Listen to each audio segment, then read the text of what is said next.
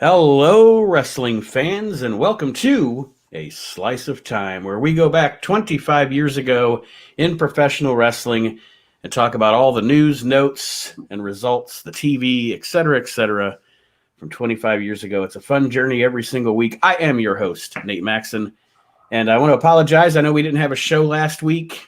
I was having internet issues. Archie was ready. He was ready to go. I was. My Podunk, Ohio, a windstorm. How does a windstorm affect my internet? Anyway, whatever. I haven't figured that one out yet. But you heard the voice there, the host of If You Smell What the Arch is Cooking, Mr. Archie Mitchell is here with me this week. What's up, everybody? And I want everybody to know I was so ready when Nate said he couldn't go live anymore. I just sat in the corner and talked about wrestling to myself for like 3 hours. But you talked about wrestling from 27 years ago, just so you wouldn't. Right. Yeah. I didn't want to miss out. Yeah.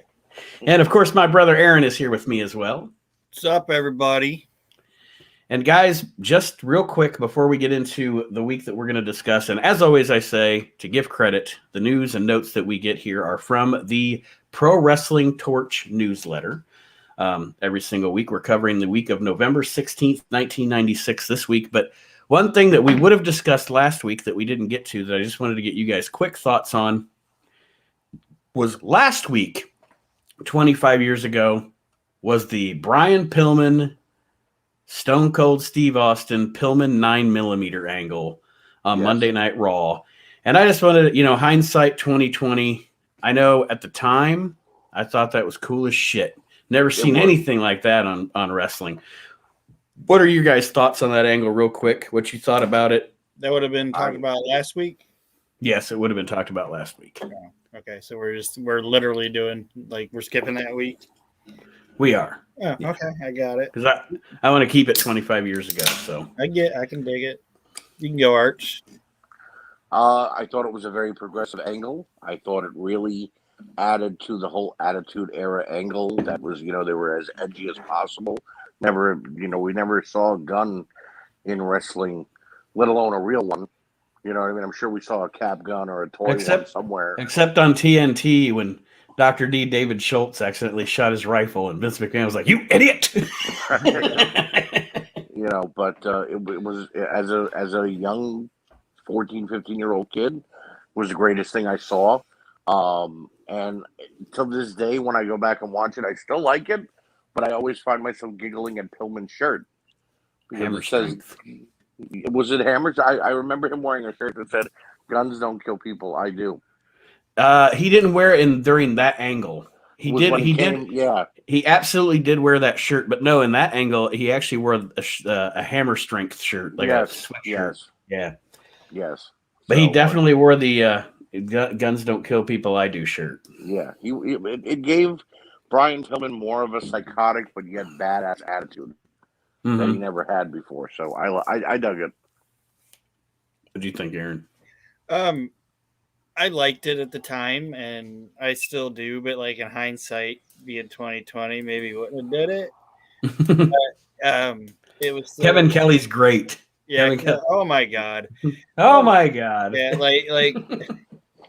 He did it great because he didn't oversell it and he didn't undersell it. You know what I mean? He didn't be like, "Brian, no," or try to go for the gun or anything like that. He was just like, "Oh my God, he has a gun. This is insane. Why am I here?" And I really enjoyed it. And like I said, being a kid at that time, you're like, "Holy fuck, what is going on?" And the funny part too is that it wasn't even how do I say it? The exterior. Do you guys know what the exterior was? It was Vince's house, wasn't it? Yes. I thought so. Of Steve beating up Brian Pillman's buddies, in the little kiddie pool and with the little tight bike and all that. He cracks that one dude with that wagon. Jesus Christ. Filmed that all outside of Vince's house. Wow. I never would have known that. Yeah. And because you can't say, it's funny because I noticed too, you can't mention a podunk town in Kentucky. So They do show that when they show the pylon of the name of the town, it does say Walton, Kentucky. But as they're talking about it throughout the show, Vince just keeps saying suburban Cincinnati, Ohio. Yeah, because you can't mention a podunk town in Kentucky. Walton's about when I drive down there, it's 25 miles outside of Cincinnati. But anyway, and also if you want to pretend it's okay, Nally wouldn't give a shit because it is what it is. But if you're WWF at the time and you're wanting to present this as being live or whatever, and you say say exactly where it's at, you're gonna tell me that people aren't gonna like go there, right? It's a small town, Exactly. and then they go there and nothing's happening. Nothing's happening. Yeah, right. Yeah, so that's probably the other reason. Mm-hmm. Hey, I know that house. Let's go snake it out. Yeah. Definitely a historic angle from last week, 25 years ago. So let's dig into this week, 25 years ago. Like I said, cover date November 16th, 1996 here on Slice of Time. Our big story, I guess you'd say. This week, Curt Hennig, known as Mr. Perfect in the WWF, blindsided the WWF late last week by informing them of his decision to sign with WCW. Hennig, who would not wrestle for the WWF despite Vince McMahon pushing for him to return to the ring, will return to the ring in WCW. WCW wanted Hennig to debut on the November 11th Nitro, but WWF legal threats stopped that plan. He may not be able to join WCW for 90 days until February 97. Hennig personally has a strong preference for being a heel, but given WCW's lopsided roster and their need for full-time leader of Team WCW, Hennig may end up as a babyface. The jump of Hennig, who has never wrestled for WCW and has been an on and off wrestler for the WWF and announcer since the late 80s, is the latest big-name wrestler to leave the WWF on poor terms. The question that Vince McMahon has to ask himself is, what is he doing to cause so many top names in the sport to show no loyalty to him or his company? Hey, fast forward 25 years. That's maybe the exact same question today. Bret Hart proclaimed loyalty to the WWF and said he would never join WCW. He has told people many times over the years that he values the idea of remaining with the same promotion for an entire career. Notwithstanding, in great part because he was upset with how McMahon had treated him over the years, he embarrassed WWF by forcing them into a bidding war with WCW. So anyway, back to Curt Hennig jumping to WCW. Like Wade mentions in the lead story here, this was kind of a big one in that, like he said, he had never been in WCW before this. No. He went from the AWA to the WWF, and was pretty much, if he wasn't wrestling for Vince, he was still associated with the WWF for pretty much all of what, from 88 until now, so about 8 years. Right. It was a big coup for WCW. I mean, they didn't push Curt Hennig to the moon, but they made him a prominent member on TV for that whole Horseman angle, and then he joined the NWO, and he was a prominent member for quite some time, But Eric Bischoff definitely got one over on Vince again. Yeah, I think we talked about it on one of my shows. We talked about it on the weekend. They didn't do everything they could have done with him, but that's WCW. It is what it is. Yeah. But like I said, it's just kind of like anytime they seemed like they were getting there with him, they just pushed it back down. Like when he did the Horseman thing, like people were into that, and he could have been like, a prominent member of the Horsemen and maybe gave it a different wrinkle or whatever. And then he's just in the NWO, Yeah. It's just to get, but at the time it was still him and Flair, and then he smashes the door on Flair's head, and we're gonna talk about this stuff coming forward, so I don't want to get too much into it.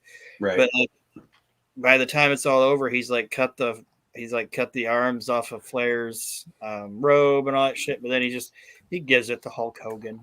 So it's like, did all this shit, made this shitty stuff, but here you go, Hulk. It's your angle now, buddy. Yeah. It's like, At this time, though, big coup, like Archie said, for WCW signing Curt Hennig. So now we'll just roll into, if there's nothing else on that, we'll roll into the WWF section of the show here. Bob Holly gave his notice to the WWF, and Survivor Series could be his last televised match. Holly was not happy with his push or pay, and after expressing his discontent to no avail, he gave his notice. His last WWF match may be December 7th in the Middle East, which I do know that he was unhappy, and he did quit. And I believe they don't bring him back until they start the new Midnight Express deal, I think. Because he's gone for most of 97. Yep. Yeah, but he didn't go to WCW, that's for sure. But I don't know if he ever actually was not under contract. Like, I don't know if he just, went home. Because I believe it was, I don't think, does he have an autobiography? Yeah. Maybe it was his autobiography. I read it in then that he did, like, he went home and started, starting up a business or whatever. He was going to get out of wrestling and be done with it. Right. Okay. Honestly, even though while he was gone, I didn't notice because he wasn't really a big member of the roster at the time. Yeah, he wasn't really featured anyway. And then like you mentioned, he came back with that awful Midnight Express reboot. Yeah. I still don't know where the word bombastic means, but bombastic Bob. Yeah, still don't know what it means, but I know he was pretty tough in the Tough Enough competition. But imagine if you're Bob Holly and you're like, I'm gonna leave, and like the other guys are like scooping up everybody, and your phone don't ring. Right. Yeah. When your phone does ring, it's like, Bob, damn, I feel like Mabel. Phone rings. It's Vince. Hey, Bob, you want to dye your hair and join the Midnight Express? What? You're going to be bombastic. What? It'll be bombastic, pal. Marty Jannetty's status remains up in the air as his current deal expires in November. Of course, Marty Jannetty's status normally remains up in the air, right. And not only professionally but also personally. Is he alive? The only bad part about what was going on with Marty at this time is because obviously he eventually does end up in WCW for a little while in the cruiserweight division, which made no sense because he didn't seem like a cruiserweight, but whatever. Was help Al Snow, like he gave in. He's Leaf Cassidy. He's the new Rockers. He's trying his best, and then Marty just up and leaves. Yeah. Poor Al Snow. Nothing to do anymore. It worked out better for Al though. It did. Being honest, he wound up, going to ECW, Yep. The head gimmick. It all worked out for him. Not so much for Marty. It did. Yeah. Al was like, you're still the Jannetty. Even in the new Rockers, you're still the Jannetty.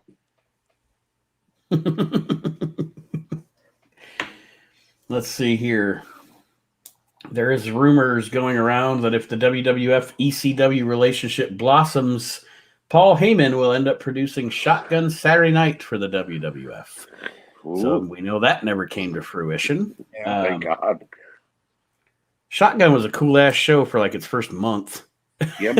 And then it just was a part of the Raw tapings or whatever. And well, I mean, it was cool because they were doing it in a bar or at Penn Station in New York. Mm-hmm. You know what I mean? It was a small ass ring in this real dingy looking bar, and you see Terry Funk beating up Steve Austin. It was cool. All of a sudden, it was like, oh, it's in the arena now. Oh, okay. Are they going to keep the same kind of style of the show? No, okay. So it's just another extension of Sunday Night Heat. All right. Yeah. All of the secondary shows are like that. They start out where it's going to be something great, mm-hmm. and then it just peters out. Well, remember. Like he said with Sunday Night Heat, like when Sunday Night Heat first started, like shit was going on there. Like right. Undertaker would be on there, Stone Cold. What hurt Sunday Night Heat? What? The advent of SmackDown. Well, yeah. Because they were telling the stories from Heat to Raw, Heat to Raw, Heat to Raw, and then SmackDown comes along and it's like, it's too much. Right. Too much continuity, especially for the WWF. Yeah. When Sunday Night Heat and Shotgun Saturday Night became the vessels for feuds like Stevie Richards versus Raven, which in ECW is a great feud, not so much on Sunday Night Heat. You know what I mean? Yeah. So, Flash Funk's debut match at the last tapings has not aired because the WWF wants to slightly rework the gimmick. They want to add 2 women dancers and give him customized intro music. They used commercial music for his debut. His first televised WWF match will be at the Survivor Series, and we know that's going to go down. He's going to debut with the Funkadactyls. No, they were the Funkettes. Funkettes. Oh, the Funkadactyls were with Brodus Clay. Yes, sorry. Yeah. I got my funk confused. I got all funked up there, Archie. I'm sorry. You know, I always thought it would have been cool if they would have brought Too Cold back in when they debuted Brodus. And Too Cold would have been like, "You stole my gimmick, you fat bastard." Like him and Ernest Miller just jump him. Right. You stole my music and you stole my gimmick. And then the Godfather's like, "All young motherfuckers." Of course, Scorpio feels that Godfather stole his gimmick. Yeah. Right. And I was just watching something else the other day for the show that I'm bringing back on Saturday, and Flash Funk's on it. And I know some people say what they want to say. For me, I think Too Cold Scorpio is one of the he's one of my favorite wrestlers of all time. Phenomenal talent, yes. And for everything anybody wants to say, that Flash Funk character is actually pretty fucking cool. Mm-hmm. The entrance was cool. His look was cool. Not terrible. They just never fleshed it out or anything. But I thought Flash Funk was fucking cool. Yeah. See, well, go ahead, Archie. My problem with a character with the name Flash Funk, I don't buy him as a champion, whether it be Intercontinental or World or whatever.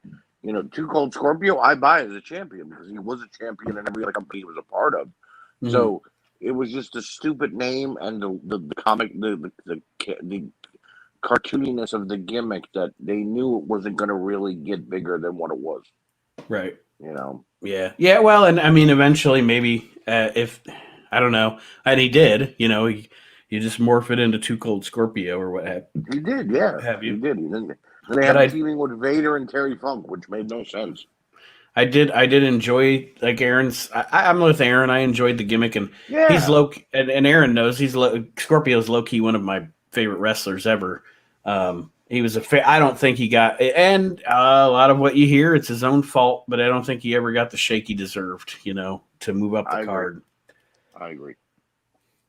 But again, like I said, a lot of that is self-imposed. And my favorite Too Cold Scorpio character was when he was Too Gold Scorpio, when he won the TV and the World Tag Team titles with the Sandman. Yeah. Because when he announced himself as that, Joey Styles busting out laughing on commentary was so genuine.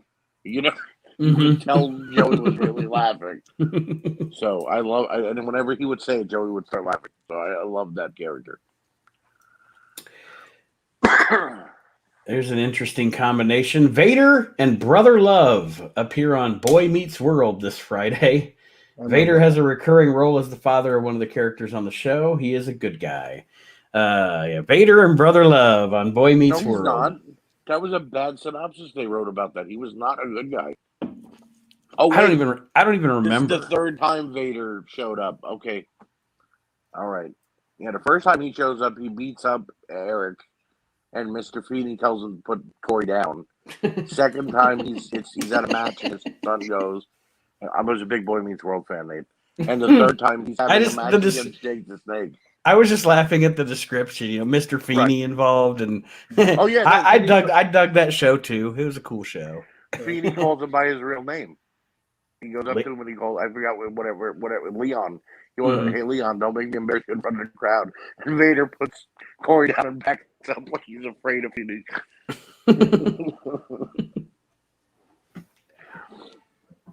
Let's see here. The USWA's PG-13, Jamie Dundee and Wolfie D start with the WWF full-time in late November, which I guess that correlates. They're going to be with the Nation.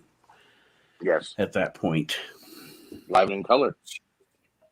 I remember in 95 when they came in and did like one Raw taping and wrestled the Smoking Guns. Yeah. Their ass kicked. Yeah, pretty much. Wolfie D recently just said that John Cena stole his gimmick. Really? Said that, yeah. He said maybe if I would have kept my head on straight and just kept going, I could have been the next John. I could have been John Cena. No, you couldn't have. Yeah, no, that would. I'm not saying even that he was bad or anything, but he's not a caliber of John Cena. Let's be honest. what he said. But yeah, he said everybody stole everything from PE or from PG-13. He said John Cena stole it, and the fucking Public Enemy stole it. Yeah, everything. Yeah, whatever. The thing that always blew my mind. I only recently found this out like 4 years ago. I thought the short dark-haired guy, which is Wolfie D, I think. Mm-hmm. I thought that was Bill Dundee's son. It turns out the taller guy was Bill Dundee's son. And he's fucking crazy. Oh, the little guy. Yeah. Wolfie D's taller. Jamie Dundee's the little guy because his dad's a little guy. But yeah, Jamie Dundee. Yes. The guy that played whichever one, I can never differentiate. Who's the short guy? JC Ice. Okay. The other guy is Jamie Dundee. No, because TNA.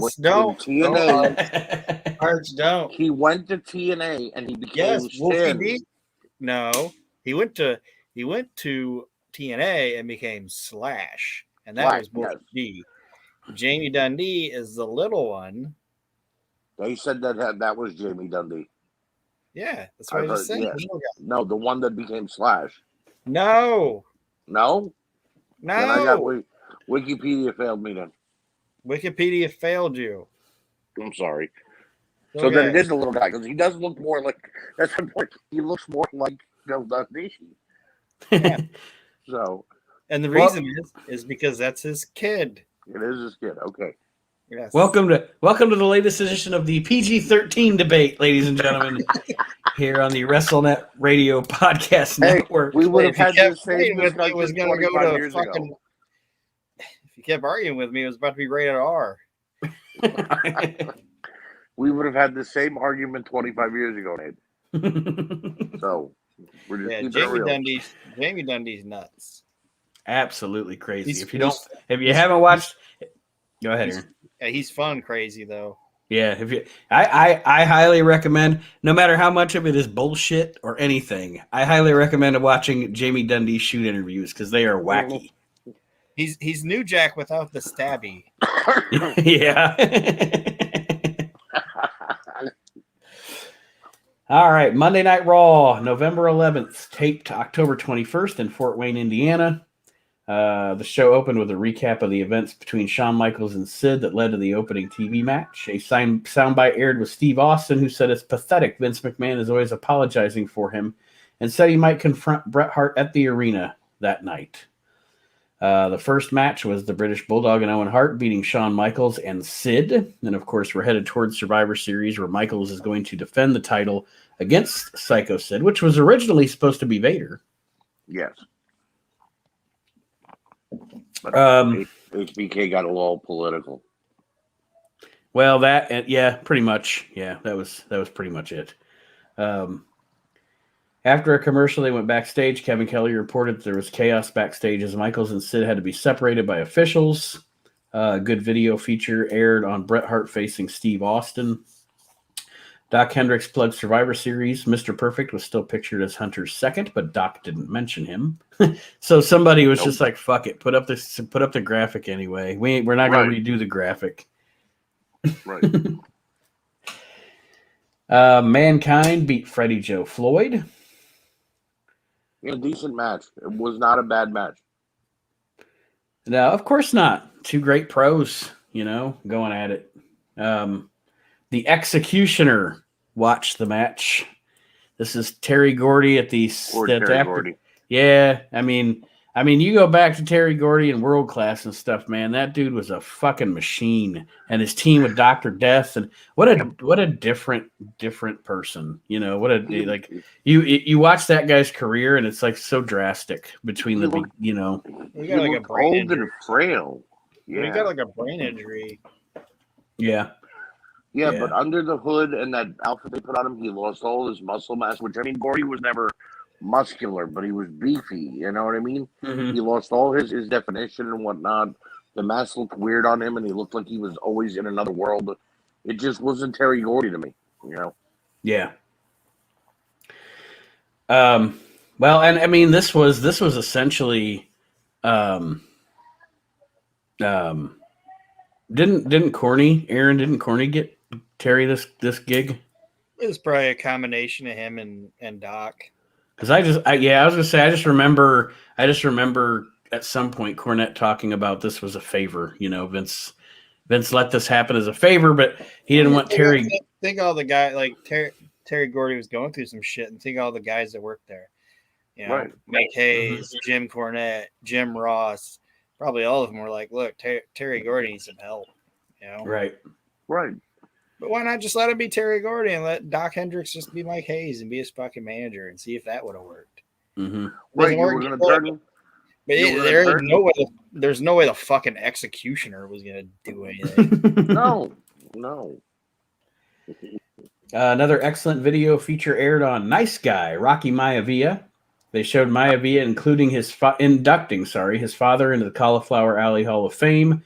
Nick Bockwinkel was in the background, standing next to Maivia.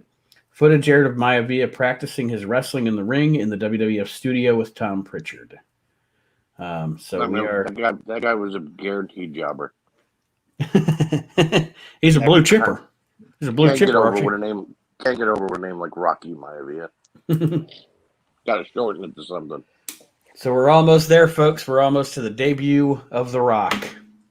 You know how he urinates, don't you? How? Yeah. Do you know how The Rock relieves himself? How? Dwayne's is Johnson.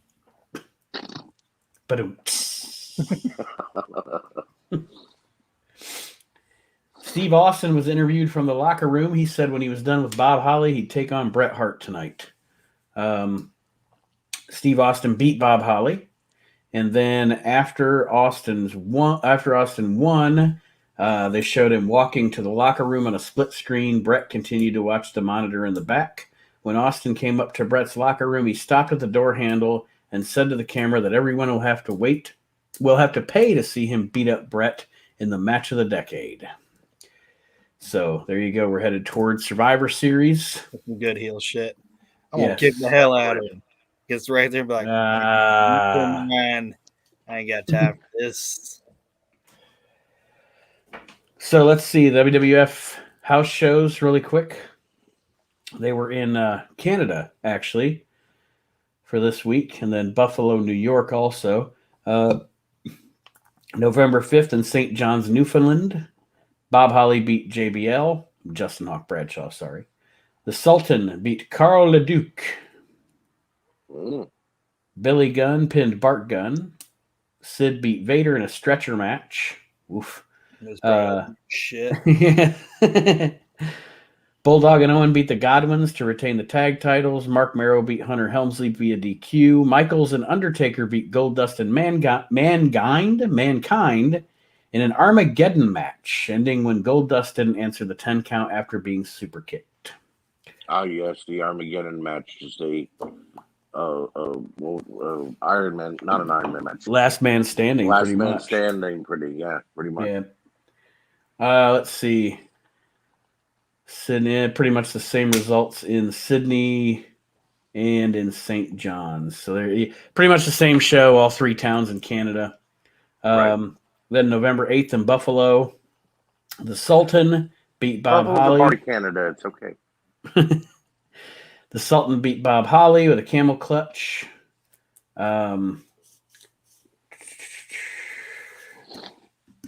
Austin pinned Aldo Montoya. Billy Gunn pinned Bart Gunn. Sid beat Vader in a stretcher match. Again? I'm telling you. Bulldog and Owen beat the Godwins. Hunter beat Merrow. And Michaels and Undertaker beat Mankind and Goldust. So the same card pretty much all three nights there for the WWF. So now we'll roll on to WCW. Come on, Gambler. Monday Nitro, November 11th. Tony Schiavone and Larry Zbyszko opened the program. They talked about the prospects of WCW signing the match of the decade between Roddy Piper and Hulk Hogan. Jeff Jarrett beat Chris Benoit. by disqualification. I'm glad it was by DQ. What's that? Said I'm glad it's by DQ because he doesn't deserve to beat Benoit 1, 2, 3. Let's see here. After the commercial, a guy came to ringside with a package and told Schiavone and Zbyszko to play the tape inside. Security carted him away. Schiavone opened the envelope and read a letter which said the tape was a hit in Europe in '92 and it regarded Piper winning Hogan. Yep. Yeah, it's a stupid Roddy Piper music video. You remember the name of the song, Aaron? Fuck if I know. I don't remember. I'll Be Your Man. Oh, yeah. Once you said that, it triggered terrible memories. Terrible. He was so spray tanned and so hair feathered. It was like the worst Roddy. He looked good for his age. Like, he looked better than he did in WWE. Mm-hmm. But it was like they really made him look like a bona fide playboy, for Roddy Piper. It was bad. Yeah. Let's see. Zero with Sonny Ono beat Malaya Hosaka in a women's title tournament match.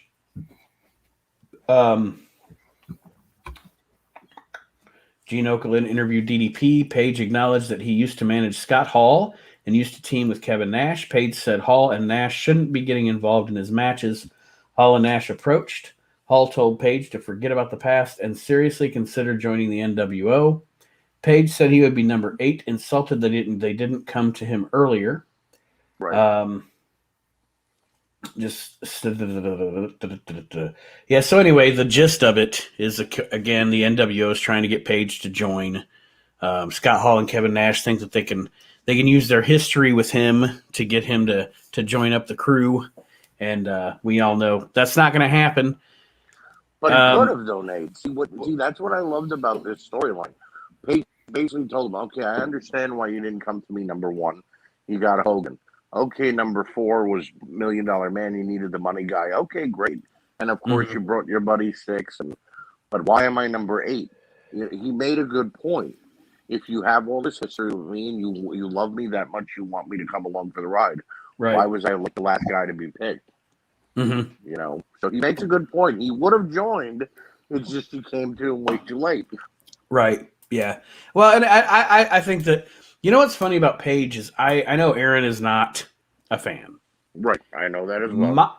My thing about Page is always with DDP, I'm not necessarily not a fan. I'm not necessarily a fan. Like, DDP's one of those guys that it depends during his career of what he's involved in and what he's doing. Because he did have some intriguing things, and he did have some good matches. And am I going to ever nominate him for the We Can't Wrestle Podcast Hall of Fame? Probably not. But I thought for his time in that late '90s capsule that he was a star during, he was fine. Nothing offensive. Right. He was booty. Rey Mysterio Jr. beat Seco Play. Good match. I'm sure it was. Well, they only gave him 5 minutes and 58 seconds, but that's all right. It was still a good match for 5 minutes and 58 seconds, though. A parade of NWO picketers approached the ring. Hall, Nash, and Six followed and actually came to the ring through the official entrance rather than through the crowd. Hall said this Saturday the Outsiders and Hollywood Hogan are headed out for the West Coast for the Cable Ace Awards because everybody knows the NWO is the reason TNT is the hottest show on cable. And then Hall looked at Zbyszko and said, "Oh, the living legend. I thought you'd be bigger. I've been watching you since I was a kid." I love it. Zbyszko told him not to point his finger at him and not to push his luck. Nash opened Zbyszko's bottled water and drank from it. Hall said their website went up today. Nash then put on Zbyszko's headset. Nash said to Zbyszko, "Nice shirt. Did you get a bowl of soup with that?" Yeah. And you know what's funny? He stole it from Rodney Dangerfield? Well, that, but also Tony Schiavone said that all, like, Zbyszko always cared about what he looked like. Right. And he said all day Zbyszko was like, "You think this shirt's gonna look good on TV? You think it's gonna look all right?" And Tony's like, "You're gonna look fine, man. You're gonna be all right." And then Scott out there and goes, "Nice shirt. You get a free bowl of soup with it." Yeah.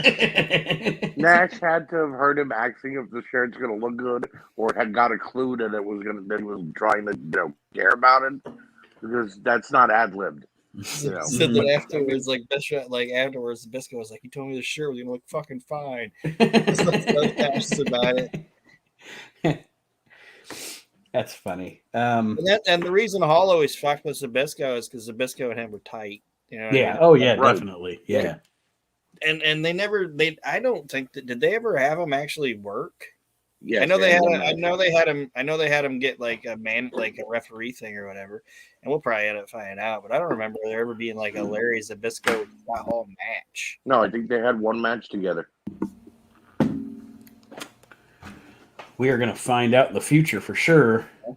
Eric Bischoff, Bobby Heenan, and Mike Tenay took over as the second hour began.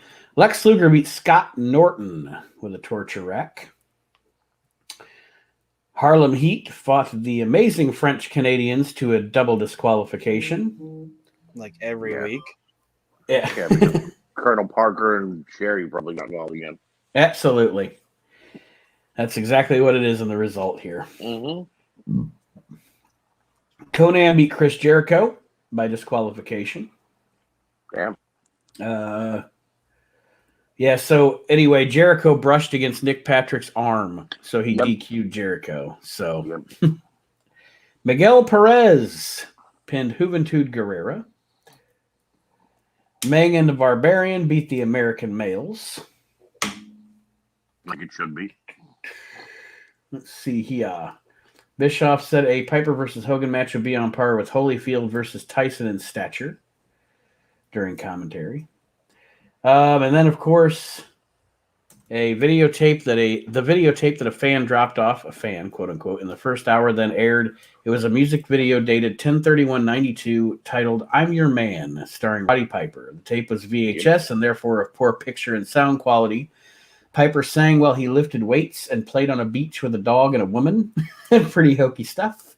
Bischoff then showed a freeze frame of a sign that said, Hollywood Bowl, the ultimate bout, Roddy Piper versus Hulk Hogan, apparently proving Piper has wanted to get at Hogan for years. The show closed with Hogan, Giant, Vince, and Elizabeth coming to the ring for an interview. Hogan said his movie will be number 1 10 weeks in a row and said major directors have been calling him as a result. He said Vince forcibly led Elizabeth out, he had Vince forcibly lead Elizabeth out to the ring. Of course, Hogan, again, like we said a couple of weeks ago, being rapey with Elizabeth here. Oh, yeah. He said Piper doesn't want what he has for him, and he told Piper to bring his skirt on. He wondered why Piper hadn't shown his face for 3 weeks. Hogan filled the remaining seconds of the show by posing. What do you guys think of the strategy of? Do you think there's a strategy behind closing every Nitro with a Hogan promo? I think that was Hogan using his creative control. I want to go on last. I want to be the last image the fans see on the face of the company. And Bischoff, believing that hype, was like, yeah, all for it. Go for it. All you. You know? I just think it was, like Arch said, that, like, Hogan ends it. And honestly, it's not a bad idea because, I mean, he's your main event. He's your champ. So he should be the last thing you see. But also, you don't want to see Hulk Hogan wrestle it. Right. So yeah. It is what it is. And so, yeah, I mean, and it's also different than what he was when he was in the WWF. He wasn't on every single show in the WWF, but he wasn't. Right. Mm-hmm. He wasn't the top heel, you know. Like so. Right. It makes sense to me, but sometimes it also kind of anticlimactically ended the show. Yeah. Yeah. Right. Like if they went to commercial after the main event match with 10 minutes left, you knew it was ending in a Hogan interview, you know, or something. Yeah. So it was just the way it was. Not a lot of WCW news here this week. The Public Enemy's contracts with WCW expire in January 97. We know where they're going. Don't they stay with WCW a little longer? Or is I I thought they left, get beat up by the APA, and then come back. That's 99. That's 99. Okay. Yeah, Do they go back? Do they go back to ECW for a bit? For a minute. Yeah, they jumped around a lot. They go back for a minute, and then they were supposed to like fight the Dudleys, and they flaked out or something, and they go back to WCW, and then they wanted to beat the Dudleys, I think, and Paul Heyman said, "There's no way I'm putting you guys over the Dudleys." And then they go back to WCW and do nothing. Yeah, those guys are such a fucking. Well, no, didn't they become tag champs for like 2 weeks? They were a fucking flop. They were. I agree. They deserve their beating from the APA. Harlem Heat were apparently upset with doing clean jobs to Hall and Nash and the circumstances surrounding it at the recent house show stretch. Kevin Sullivan had to be called by the road agent on duty to enforce the booked finish. Wow. That's really the only time I've ever read about Harlem Heat being difficult. Right. The plan is for Diamond Dallas Page to knock out Hall and Nash with the Diamond Cutter as the next step in his angle with the Outsiders. Expect an increased push for Page in the coming weeks, and we do know that is going to occur. Let's see here real quick. WCW on the road. October 24th in Stockton, California. Medusa beat Leilani Kai. They just signed everybody at WCW, didn't they? I'm not dissing Leilani Kai, but I'm just saying 1996, and they're like, "Who's under contract?" We signed Leilani Kai. Yeah, it happened in '97 too, because when they finally brought the women's title to WCW, and they had it with Malaya Hosaka was the champion. Mm-hmm. She fought Judy Martin on an episode of Monday Night Nitro. Judy Martin was already 45 or 50 at the time. Yeah, I was going to say they had to exhume her to get her on Nitro, didn't they? That's what I'm saying. That's what I'm saying. If you're Bob Holly. Right. Right. Like he's like, the WWF isn't paying me. They're not doing anything with me. If nobody's going to do anything with me, I'll just go get this WCW guaranteed money, and they're not going to do anything with me. At least I'm getting paid. Right. And he's like, they hired Leilani Kai. I'm in. And then he's like, I'm done with the WWF. Nobody calls him. Right. Judy Martin and Leilani Kai are getting fucking guaranteed money, and Bob Holly's got to open up a goddamn Jiffy Lube. He sees Marty Jannetty on an episode, calls Marty like, "Hey, could you get me a job?" Marty's like, "Dude, who's this? I'm hot." Yeah. I don't know you, man. Don't call this number. Who is? Go be bombastic. Leave me alone. Lex Luger beat Big Bubba. Of course. Six beat Chavo Guerrero Jr. Okay. Scott Hall and Kevin Nash beat Arn Anderson and Chris Benoit. The American males beat Conan and Kevin Sullivan via disqualification. Yes, Conan and the Dungeon of Doom. Yes, and Lex Luger beat the Giant. And then October 25th in San Jose, Anderson and Benoit beat Sullivan and Conan. Juventud beat Psychosis. Six beat Chavo. Medusa beat Leilani. Rey Mysterio beat Dean Malenko. That was probably great match. Eddie Guerrero beat Damien. 666. Who's another guy that is one of my favorite luchadors that is underrated and doesn't get talked about enough in the States. So this is a house show? Yes. Where was it at? San Jose, California. I was like, there's got to be a reason, guys. This is all lucha shit, man. Yeah. Right. Everything on this match other than Medusa and Leilani Kai has been a fucking luchador. Yeah. Well, here you go. Luger beat Bubba. Okay. Hall and Nash beat the American males. And Randy Savage beat the Giant via disqualification. Can I chime in for a second? I got to chime in for a second. Okay. Conan went from being Conan, normal Conan from AAA Mexico, and then he joined the Dungeon of Doom. The Dungeon of Doom was like this group of monsters, obviously. Right. So, in order to make Conan look scary, they turned him into a cholo. Yeah. I mean, they had him button his top button, leave the shirt open with a big old t-shirt underneath. Put on a bandana and a pork pie hat and wear baggy pants. Who was scared of that?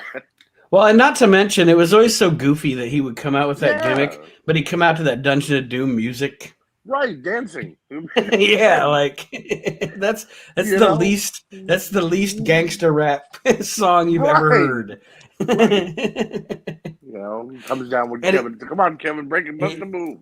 he also did it. He really overdid it with the stereotype during the That's early what I'm days of that saying. gimmick. You know, hey man, Chico, let me tell you something, Conan.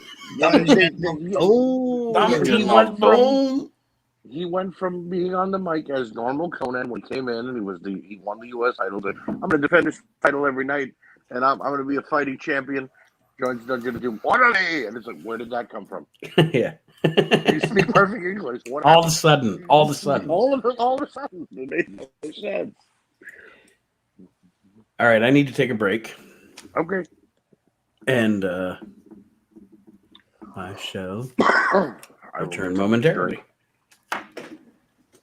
I'm going to get something to drink. We are back. All right.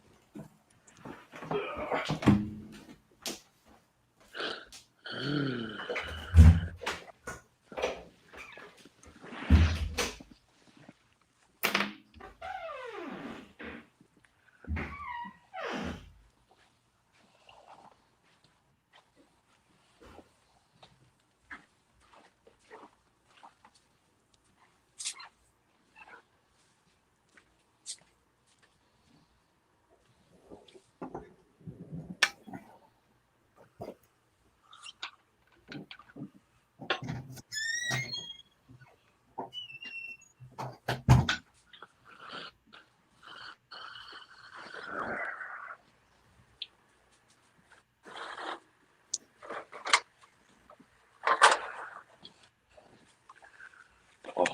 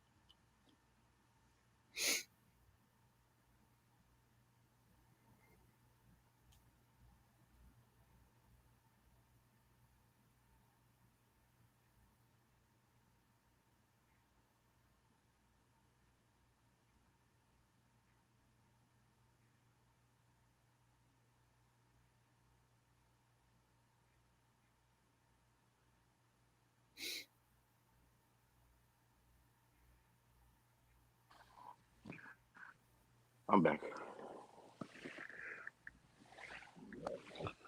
How's work been, Aaron? Busy. A lot of shopping. Huh?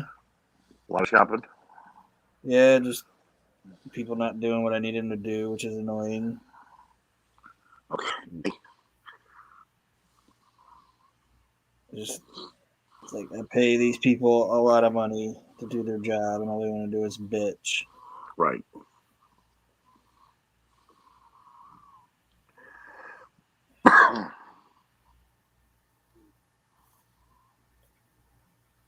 It's like way over minimum wage. Isn't the starting salary like $20 an hour now? For like a supervisorial position, they can make up to that. But like some of these kids that are just unloaded trucks are making like $14 an hour. Couldn't imagine being a 17-year-old kid and making $14 an hour. Right. They just want to complain or not do their job, and it's like, Jesus Christ, you work. Hey, if you're making $14 an hour and you put in a 5-hour workday, which pretty good workday, $70 a day ain't bad.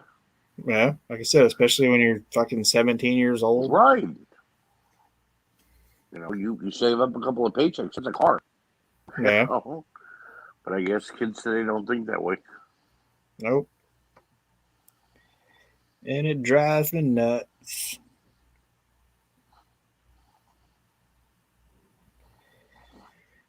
Oh.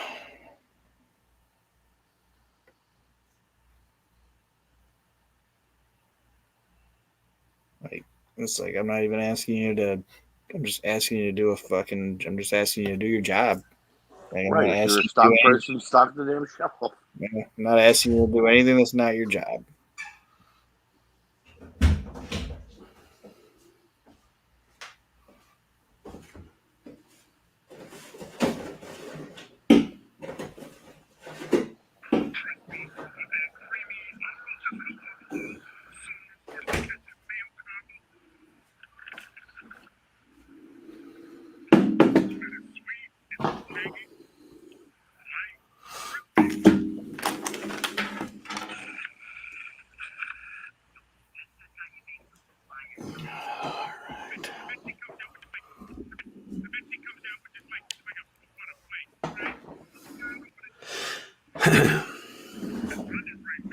I'm back. Welcome back, sir. Welcome back.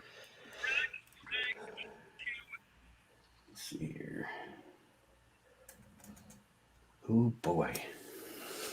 All right, ready? Yeah. We're ready when you are. All right. And literally this week, that's it for WCW. Literally this week, there's no ECW news or anything. So that means take a deep seat, ladies and gentlemen. Pack a lunch. Is it here? There are a lot of indie results this week. Yes! Christmas came early. They must have gotten a lot of correspondence or something this week at the Torch because we're in November. These indie results go all the way back to September. So we're going to have some fun here for probably at least a half an hour with some indie results. The dude who sends them in was like, "I'm sorry, I got sick. I'll make up for it. Here's all of them." All right, here we go. Ready? Yeah, I'm ready. The NWA, it doesn't say which promotion, but NWA September 20th in Goldstein, North Carolina at the Sports Arena. Billy Simmons beat American Ranger. Okay. Death and Destruction beat David Dawson and Poison Ivy. Okay. Mike Maverick beat Mike Youngblood. Rick Thunder beat Ray Storm. Thunder and tag team. Yes. A tag team. The Andersons beat the Fantastics to win the NWA tag titles. Which Andersons are these? Do you know, Aaron? I don't know, probably. I have no idea. Bill and Bob. Chris Stevenson beat Vladimir Koloff to retain the Southern Heavyweight title. Okay. The IPWA, September 21st in Alexandria, Virginia at the Secret Cove. Sounds like an adult bookstore. Sounds gross. But that place is damp. Reason. What are you doing tonight? Going to the movies? What are you doing? I'm going to watch wrestling. Where? I tell you, but it's a secret. Cove. Earl the Pearl. Ew. Beat Luscious Johnny Graham And the names match it. And Sheikh Ali Amin. Yeah, these guys belong at the Secret Cove. I agree. To win the vacant IPWA light heavyweight title in a triangle match. Buddha Singh. That's Balls Mahoney, isn't it? I believe so. Yeah. He beat Justin St. John, which sounds like a soap opera character. Or a porn star. Or a porn star. Yeah, at the Secret Cove. The Dark Side, which is Glenn Osborne and the Rockin' Rebel. Woo. Okay. Some stars of Reliving the Extreme, by the way. Some Cabrini heat. They beat the Headbangers. Like, you guys think it's Secret Cove something? Should have seen him hanging off the basketball rim at the Green College. Big Slam beat Scotty McKeever. Two names I recognize. Yep, me too. Frank Parker and Roger Anderson, managed by Count Grog, defeated Lucifer and Bob Starr. That's a team. Like, here's Lucifer and his partner Bob Starr. Yeah, why is it Count Grog managing Lucifer? Right. And not only that, but Bob Starr, I'm sorry, turned on Lucifer. Should Lucifer turn on Bob?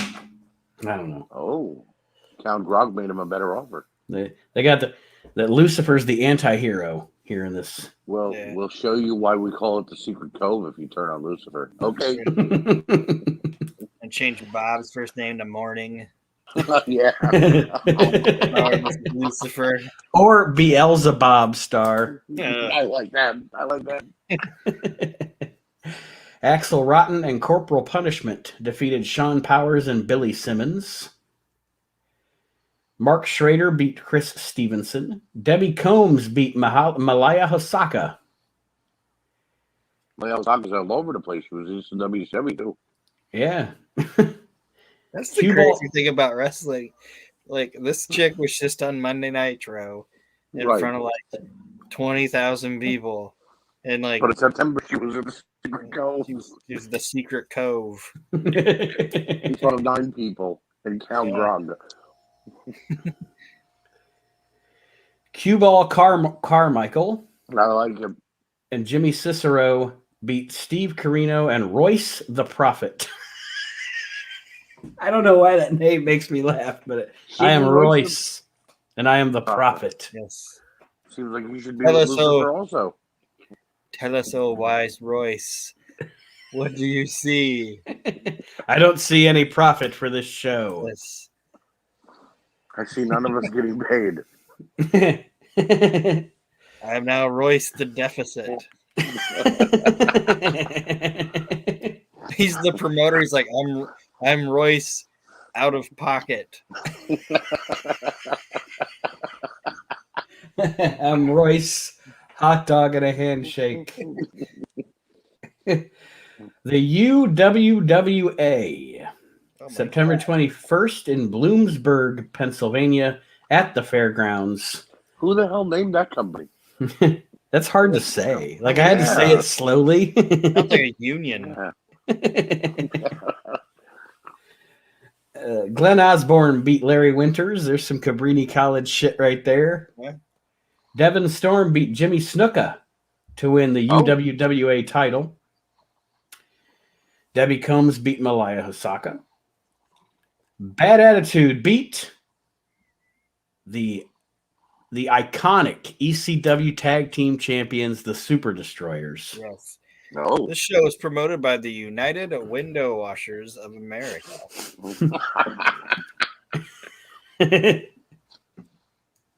Salvatore Sincere beat Doink. Barn burner of a match. This is a damn sure an East Coast indie, that's for sure. Tito Santana beat Jimmy Del Rey. And definitely mid-90s East Coast indie. Nikolai Volkov beat King Kong Bundy. Oh, yeah. He did nothing. Yeah, exactly. Nothing. The entire match was stalling, and then Bundy got disqualified. They did absolutely nothing.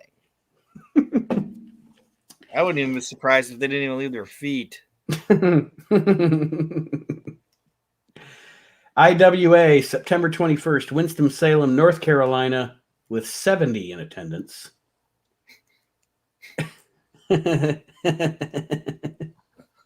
would you even list your attendance? Right. There were more people in my store at one time today. What attendance unknown? This was like there was too many to count. You know? Yeah. DC Dynamite beat Wild Bill. Okay. Mr. Excellence beat Scorpion.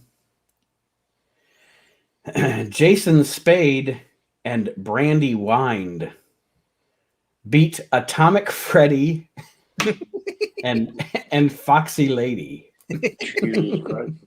Foxy. I bet that shit was Atomic Freddy and Foxy Lady coming out together. I bet that was fun as hell. Buddy Blondes beat Darren Spade to retain the IWA Heavyweight Championship. I'm assuming Darren is related to Jason. Because in the last match, it was Jason Spade, Yeah. Terminator and Mr. Excellence beat the Mavericks.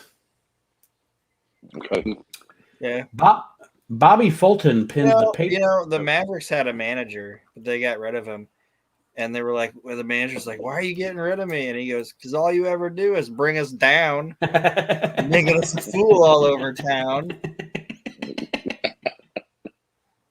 One of the greatest country bands ever, by the way. Yeah. Bobby Fulton pinned the Patriot, which was actually Jackie Fulton. Although he was advertised as a 3-time World Tag Team Champion, implying he was Del Welks. So wait, hold on. Jackie Fulton was in decent shape or whatever, but he was nowhere near as ripped as fucking Del Welks was. You know, these 70 people call bullshit on that. Yeah. Oh, I hope so. They're like, you're not Del Welks. Guy in the crowd's going around, you couldn't get Salvatore Sincere? He was on the card, wasn't he? Oh, no, that was the last card. That was the last card. Northern Championship Wrestling, September 21st in Montreal, Quebec. Rocker beat, this is the guy's name, Unknown, to retain the TV title. At least he didn't win the title. That would have been stupid. Our champion is Unknown. Alexander the Magnificent beat Sly Dancer to retain the Inner City title. I know. I was like, in my head, I was thinking like, hold me close, a Sly Dancer. Carl LeDuc beat Mike Lyons. The Sweet Boys beat Mark the Grizzly and Nightmare. Yes. Grizzly Bear. Iceman, Frank. Bear versus some Sweet Boys? I don't want to see that. I think that didn't that happen at the Cove? Yeah. It should have. The Iceman and Frank Blues and Dream Killer beat Gollum and Rebel and El Diablero. Jesus Christ. What the fuck is going on in Canada? Brian? Told you guys Buffalo. part of Canada. This shit's so bad I don't have anything to work with.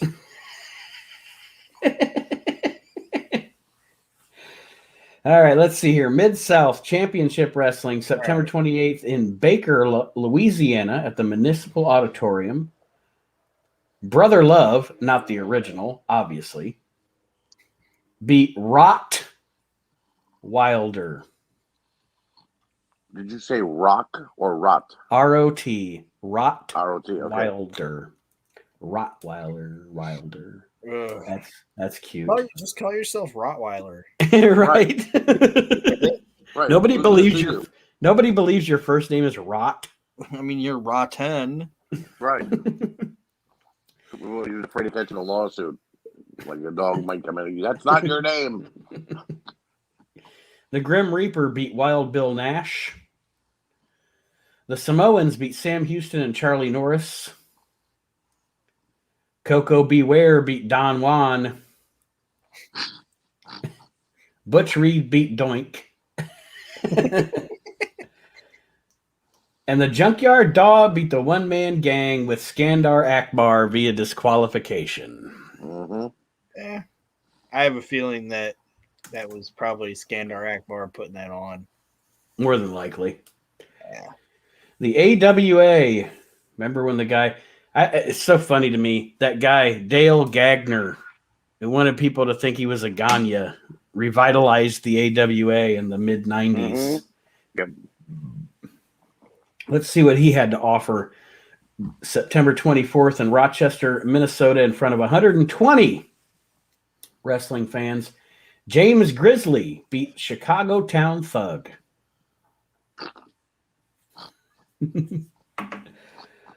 Horace the Psychopath beat JB Trask. Okay. Sounds like a lawyer, you know. Right. Call 1-800-JB Trask. Wayne Bloom beat Twin Turbo #1. Did you bust your bump bone? Call JB Trask. Call me JB Trash. Is it JB Trash? Trask. Trask. Trash works too, though. 1-800-TRASH. When we get in the courtroom, we'll take out the trash.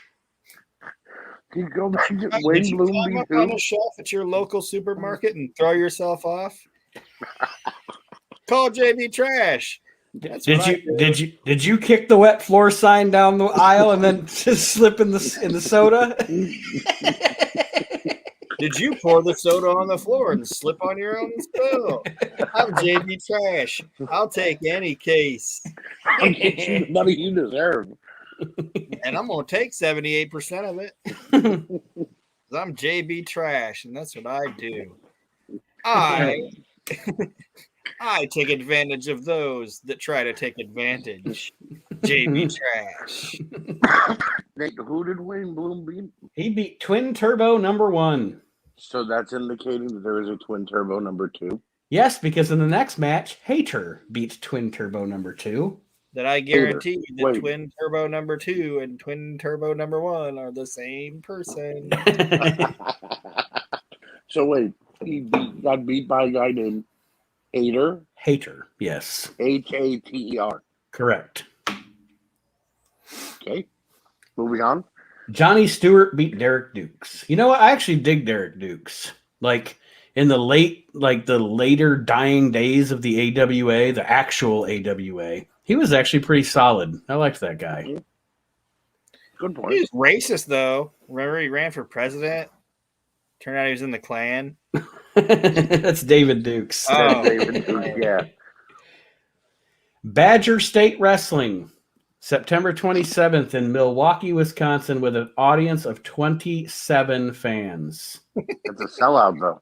And we're about to find out why, because your opening match is Fat Morty beating Raunchy Robin. Raunchy Robin. Raunchy Robin. Ski B. So wait. Raunchy Robin don't go tweet. He goes ski. So I'm confused. What? Is Fat Morty a girl? Is Raunchy Robin a boy? I don't know. I'm confused. Skeetily Deet. Let's go here. You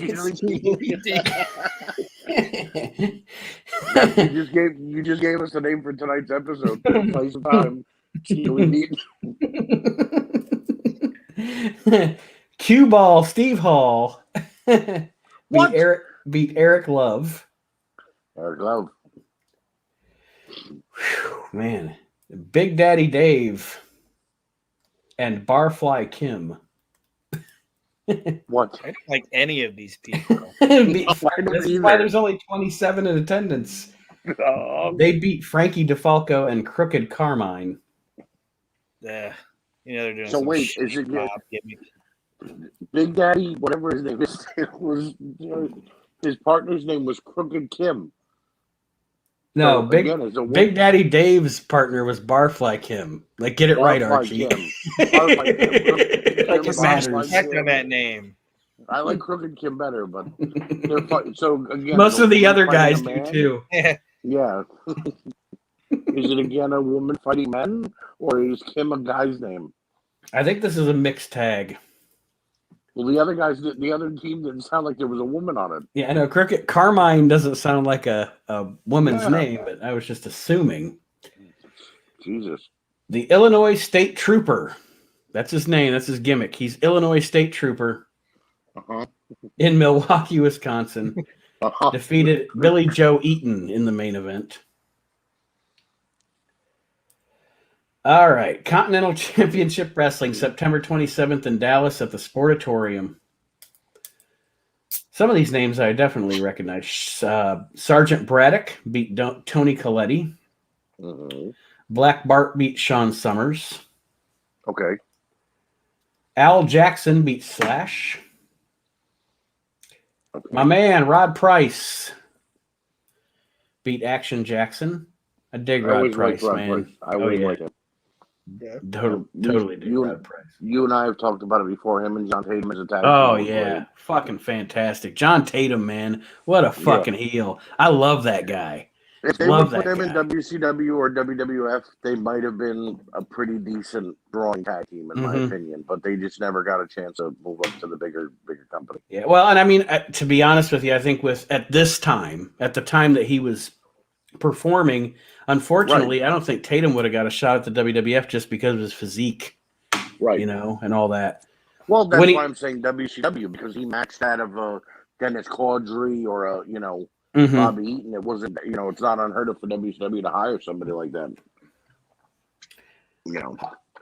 High Voltage, which was Bo Vegas and Devin Michaels, beat the Black Assassins. Apparently that was the main event because there's nothing else there. As opposed to their counterparts, the White Assassins. Yes, the Honky Assassins. Ringside Wrestling, September 28th, Hudson, New Hampshire, at the Lions Hall with an attendance of 75. Fabulous Frenchie pinned Wolverine. With the tickler.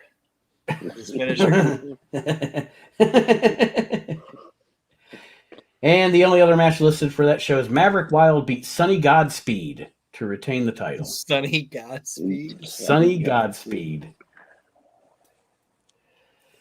The North Georgia Wrestling Alliance, September 26th in White, Georgia, at White Gym. This is like white supremacy bill, USA. Yeah. It used to be there was like an apostrophe, an S, and only. Get rid of that. They'll have to get rid of that because of lawsuits. But they're called Mr. Trash. He's going to try and get them out. They had to get rid of that in like 65. They're like, look, we'll get rid of that. We ain't getting rid of the white. Yeah, this was the white only gym in Whites Only, Georgia. Well, in the opening match of this show, Nasty Critter and Woody Woodchuck beat Terry Watkins and Frank Lee. Frankly, who? Frankly. Frankly, this show sucks. Nasty Critter was frankly, I ain't putting you over, Mike. Komanari, Komanari beat Kenny Deese. Okay. Mike Roberts beat Kid Ego. Okay. Bounty Hunter beat Dusty Dotson. Ken he showed up in probably. Dusty Dotson. So he drives from town to town and just a Dusty Dotson. Shit. Ken and John Arden and Nasty Critter beat Team Extreme and Max. Okay. Wow. All right. Why couldn't have to pull double duty? Because he's nasty. Nasty. I wonder what Nasty Critter looked like. Nasty. Like a jacked up like Bill Alfonso. Rocking dirt on his face. American Championship Wrestling, September 29th at Candor, North Carolina, 230 in attendance. Kid Dynamo beat Fatus Ingus, which is Matt Hardy. Repeat that. Kid Dynamo beat Fatus Ingus. Fatus Ingus.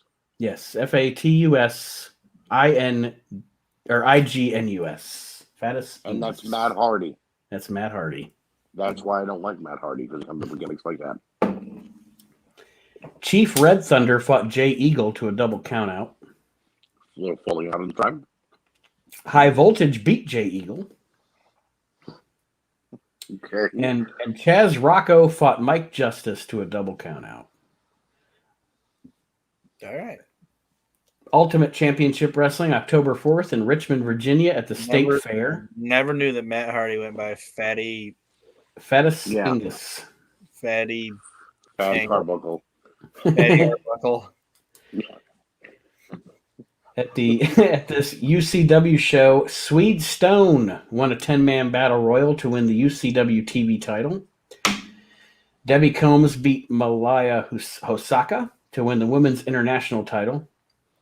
Malaya Hosaka got to the United States. Was like, I'm never going back to Japan. Yes, she's wrestling on all these indies. Yeah, book me everywhere. He wasn't even from Japan. That's the other thing too. Like I talked about, it's one of my favorite things ever. Is on a Nitro. She's coming out, and they introduced her as coming from like Osaka, Japan, and some little kid got her goat. Like he yelled at her. They were at that little when they had to go to that outside thing because the Olympics was going on. Mm-hmm. Mm-hmm. So they go there, and she's walking out, and some little kid gets her goat, and they're like from Osaka, Japan.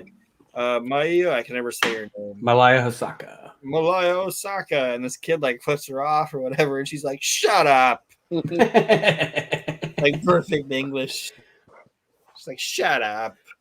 Go ahead. Sorry. Clown beat Mercenary of Mayhem. So he couldn't afford to buy the Dark Clown. I guess not. He's just Clown. He's just Clown. I mean, at that point, you can call yourself Dirk the Clown, Russian. Dick the Clown, Dork, Doc the Clown, and whatever. Nobody's watching. He called Ray Apollo. Look, can I buy the gimmick for the night? No, you can't. You used it already. I'm just Clown. I'm not even the Clown. I'm just Clown. I'm just Clown. Tracy Smothers beat Demolition Axe via disqualification. Wow. Ricky Morton beat Vladimir Koloff to win the UCW heavyweight title. Koloff was just dropping all his gold this last couple of weeks on the Indies. Let's see here. There's a couple here that only have, it's not even worth reading because they only have like one result. All-Star Wrestling, October 2nd in Rockingham, North Carolina at The Fair. 375 in attendance. The Fair. Now, hold on, though. I call bullshit on the attendance. There's only 375 people there because that's who's at the fair. Yeah, right. Okay. There's like 20 people watching. Like when WCW used to say there were like 150 people at Road Wild. It's like, no. Or not 150 people, 150,000 people at Road Wild. It's like, no, we're at Sturgis. No. We came to the bike rally. You're having a wrestling show.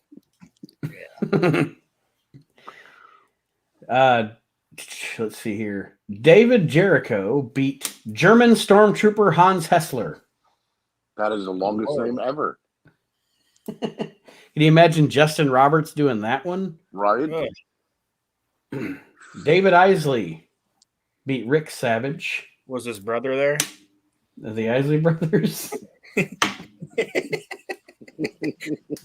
That shouldn't be funny, but it is. It is. They come out to fucking oh my love. Anyway, Greg Valentine beat Gorgeous George III. Maestro. Yes, I was gonna say greatest Bobby Heenan joke ever. Oh yeah, tell it. You heard this joke? You heard this joke, Archie? I don't think so. It's when Benoit, Guerrero, Saturn, and Douglas were saying they were threatening to leave. You know, all the guys were talking about it in the back, and Bobby walked up to Conan and a couple of guys, and he was like, "Hey," because they were all talking about Benoit and Guerrero and Saturn threatening to leave, and Bobby's like, "Hey guys," and they're like, "What?" And he goes, "I heard the Maestro's in Bischoff's office threatening to stay."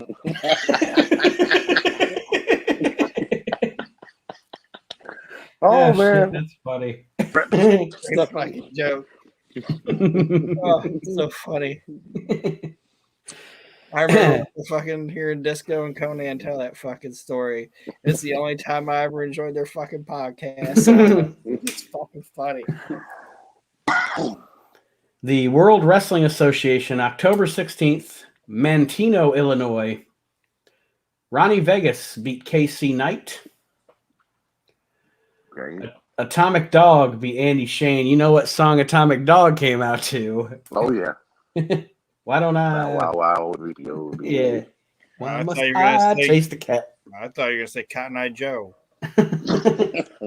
No, that'll be when Cotton Eye Joe wrestles later on in these results, probably. Tremor Blanchard beat Tommy Ferrari. I'm assuming no. Tremor Blanchard. Assuming no relation to Tully. I would assume not. Rip Rogers beat Rob Morgan. Randy Fox and Eric Freedom beat Black Iron and Bounty Hunter. Freedom Fox. The original Untouchables fought Bobo Brazil and Deputy Dog to a double disqualification. All right, I got a couple things I got to get off my chest here. All right. Were there other Untouchables that they had to be the original? I know, right? Is it like the Midnight Express and the original Midnight Express? Right. And why wasn't Deputy Dog teaming with the Atomic Dog? As the dogs. As the dog. Managed by Clown. And in the main event, Nails beat King Kong Bundy in a cage match. I bet that was rough. And what Bobo is this? Bobo Brazil Jr. and they just didn't put. Oh yeah, absolutely. It has to be. So say that dude died in 1998. Yeah, no, it has to be Bobo. I was like, oh, there ain't no Bobo Brazil. Who played the heel? Nails or Bundy? The crowd. Yeah. Boo. Boo. Yeah. All right. What do they call it? What did he say? Bobo Brazil? Is it Bobo Brazier? Yes. He's like 37 years Bobo Brazier. 37 years in a business to be introduced as Bobo Brazier.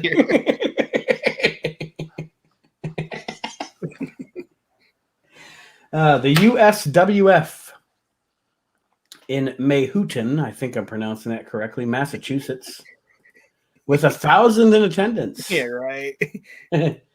Chris Duffy beat Brian Walsh. Irish Leprechaun beat Dana Carpenter.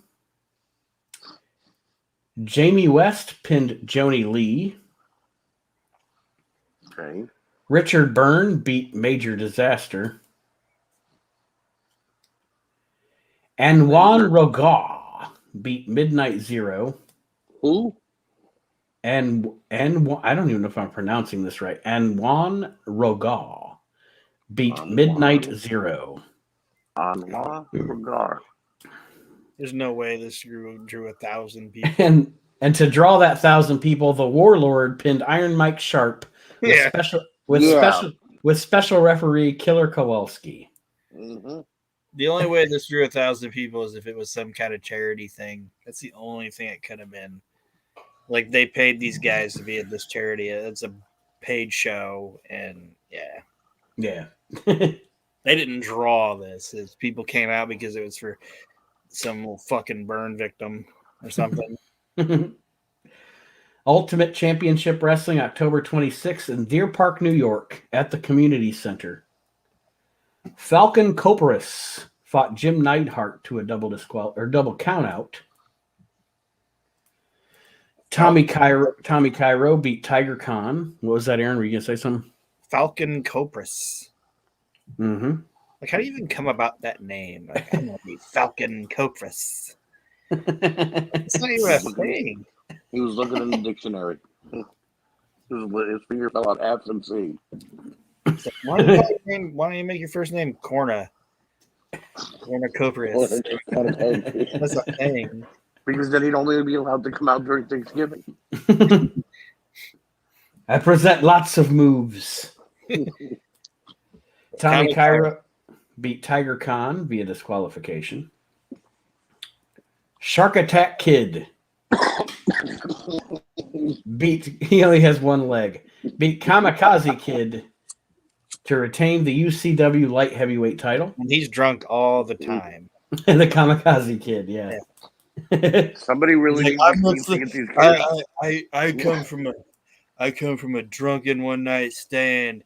My mom hooked up with Ric Flair in 1983. I was born by kamikazes.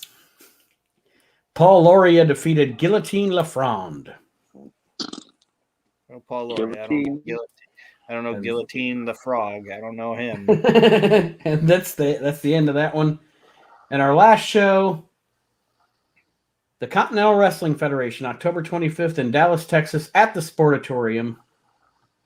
The Renegades, which is Sam Houston and Charlie Norris, beat Dapper Danny Davis. Didn't he have a partner? Anyway, Steve Cox beat Diamond Dave. Steve Do It To It Cox. Worst fucking name. Larry Parole Officer Green. Oh my God. Beat King Kong. Why wouldn't you just be the parole officer? Why would you be Larry Parole Officer Green? It was probably Sam Houston's actual parole officer. And he was like, I gotta go to this match, guy. And he was like, only way I'm gonna let you out is you get me booked. I've always wanted to wrestle in the Sportatorium. He beat King Kong by disqualification. I assume that's King Kong from Awesome Kong. Probably. Or the Awesome Kongs. Steve Cox is back, and he beat Al Jackson via disqualification. Dapper Danny Davis beat Maniac Mike Davis. I bet that was decent. Are they brothers? I don't know that they are legit real life brothers, but they portrayed brothers. Yes. Really? Okay. The Sicilian Studs. You guys are going to recognize these names: Guido Falcone and Vito Mussolini. Yes, sir. Beat Big Country and Black Bart. Big Country. High Voltage. You know, what? Big Country will stay with you. He had to come out to that. I'm just imagining like this hillbilly guy because he's Big Country, but he's coming out to this song by like these dudes from Scotland or whatever. It's like, weird.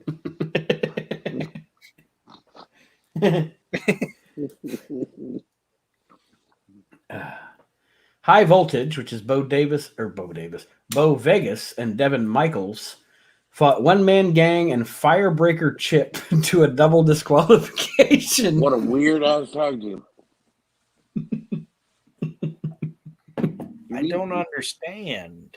Firebreaker Chip, you mean the dude that used to be the WCW United States Tag Team Champions? I know who Firebreaker Chip is. No, I'm trying to figure, is it him? Yeah. Well, yeah. But I don't know why he's with the One Man Gang. Right. And why is he still Firebreaker Chip? Right. Just be Curtis Thompson.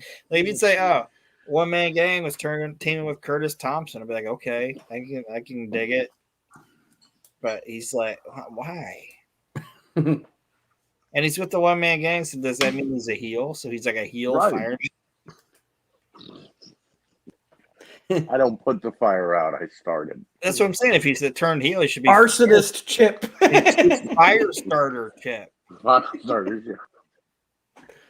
Fire starter. Yeah. He comes to the ring with a hairspray and a lighter, and he's Fire starter. I'm sorry. I'm hung up on him coming out. I'm hung up on him coming out to Prodigy. Fire starter. I know that song's not for another couple years after this event, but shit. I remember when that song came out, and everybody was like, "Oh, that song was fucking terrible." It is terrible. I just like to once in a while just go fire starter. I'm not your fire starter. I'm your fire. Keep off through fighter. I am a firebreaker. Go away, Prodigy. Oh my god! Like all the kids that like dress like the Matrix, like fucking like to listen to that goddamn. That's like the worst music from my era. It really is. It really is. Like that what'd you call like industrial rock type shit. Yeah. Like even even now, like look at like Rammstein and all that shit. It's like, this is trash. Du hast. It's some guy way too close to the microphone. Yeah. Yeah. Du hast. Du hast mich. Yeah, and they don't dance to it. They just like go like this. Aaron, you can't see Aaron, but he's doing the. The reason they can't dance is because they're in nothing but pleather and extremely white, very white. It's like you're not in the Matrix. Fire starter. Over your fucking self. Those are their only two answers. You're not in the Matrix. Fire starter. Fire starter. You're not in the Matrix. Du hast. Du hast. Oh. My name is Nero. My name is Nero. It's like, no, it isn't. It's Dale. It's Dale. Your name is Dale. It's like I go by Nero. You were Adam. And we went to the petting zoo together in 3rd grade. Oh my god. And you were excited because your mom is making meatloaf tonight. Yes. Or you'd see like them at like the fucking goddamn Dairy Queen, be like, "You want sprinkles on that?" Like, yes, I do, Nero. Put some sprinkles on it. Fire starter. Oh my god. All right. And our main event of the evening, the last match to report. There's no more? One more. Is Nero the fire starter versus our man Rod Price beat Scott Putski to retain the CWA heavyweight title. I don't know about that main event trouble. I like Scott Putski. I was never a fan. I dug him. I did. I was actually excited when he came into the WWF in '97, and then he landed on his foot, and it was done. Remember the best part of that? Do you remember the best part of that, Nate?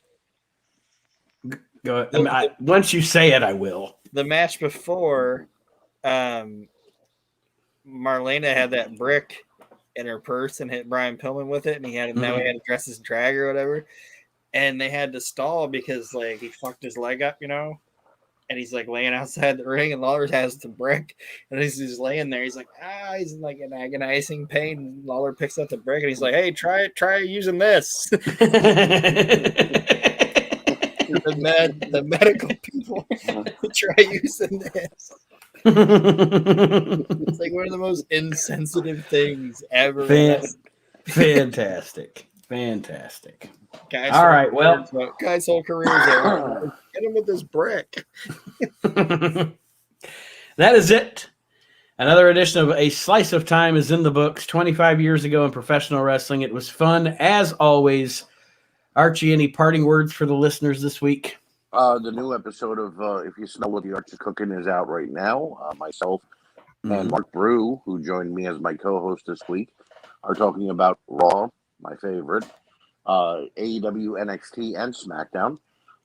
And next week I will be just doing a AEW Full Gear review with Mark. So make sure you guys continue to listen. By the way, and support all the podcasts. By the way, first thing, and we won't get too deep into it. We will actually on We Can't Wrestle podcast this week because we're going to be talking about the modern product anyway on that show, which is out of the ordinary for that show, but that's what we're doing. Full Gear, again, I didn't watch the Omega match. I'm happy Paige won, but I don't watch Kenny. But overall, best pay-per-view of the year so far. Fantastic pay-per-view. Secondly, when Archie told me, all right, boss, the show's recorded, go ahead and edit it. And then I brought the file up. And I was like, God damn, this show's as long as a We Can't Wrestle podcast. Right? Yeah, Mark and I just went for it. Yes, Mark, good job. Mark Brew co-hosting with Archie this week. Good stuff. Aaron, any parting words for the listeners? I didn't watch Full Gear, so I can't talk about that. I almost feel like I should just be somebody should just send me the list of the guys that got released, and I can just read them off to you guys. So you're probably going to have more on it than I'm going to have. But anyway, the year that was is coming back. It's going to be being recorded on Saturday. I don't know exactly when it's going to drop because I don't handle that. I'm talent. Editing is beneath me. I'm just talent. But anyway, I'm kidding. On that show, just so you guys know, if you want to watch it, it's not going to be an entire recap of every show because it's going to be a pay-per-view special. Because, like I said, when we do the pay-per-view, we just do the one show, and it's coming up, and it's the Fatal 4-Way in your house. Great pay-per-view. Final Four. Very good pay-per-view. Right, yeah. In your house, and I forgot how really good it was, and we'll discuss that. So if you guys get a chance, watch that. If not, I have fantastic notes like I usually do. So, but definitely check those shows out. If You Smell What the Arch is Cooking weekly and returning weekly, the year that was with Aaron as your host as well, and of course the Reliving the Extreme podcast with Chad Austin, Aaron, and myself, and the what do you want to call it the center of the universe here for the WrestleNet Radio Podcast Network, the We Can't Wrestle podcast. Yes. If you're listening to this show, you're probably already listening to that show, but tell your friends. Go listen. Yes, tell your friends, tell your neighbors. Tell your friends about, tell your mistress. Tell your friends about the We Can't Wrestle podcast and the WrestleNet Radio, and be the fire starter for this community. And on that note, or else we will do host. as Steve Do It To It Cox would say, fire starter. We'll see you next week, everybody, on Slice of Time.